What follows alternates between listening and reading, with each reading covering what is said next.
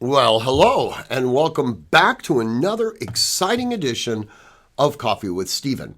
So, this week's blog is entitled Limited Government. And while I've always championed the idea, the reason I wrote the blog this time was because of a conversation that I heard on the radio while I was driving into work. It was among a group of likely voters that were all relatively young.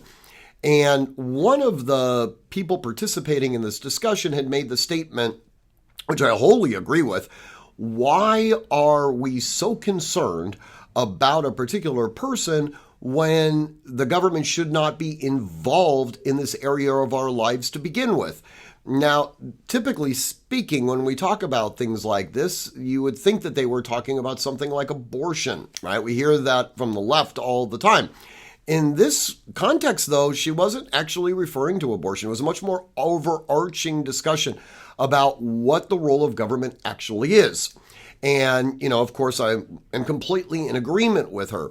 I've referenced before a conversation that I had in the past with one of my daughter's school teachers that I had right when Obama won the White House the first time.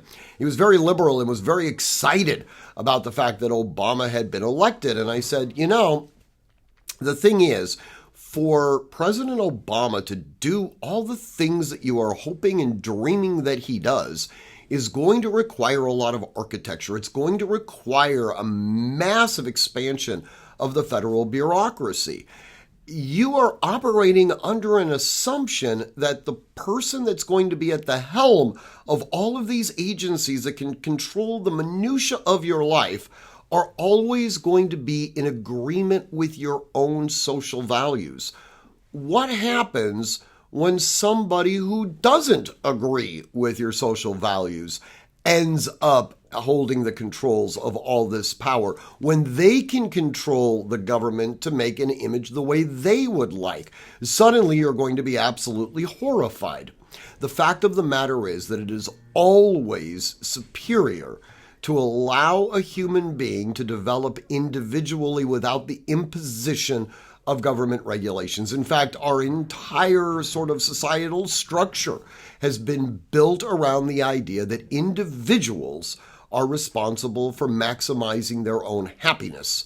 In any event, I do encourage you to read the blog, especially as we come sludging into this next election cycle, and we'll go from there. As always, train constantly, train consistently, train repetitively, and train with purpose. Above all else, stay safe.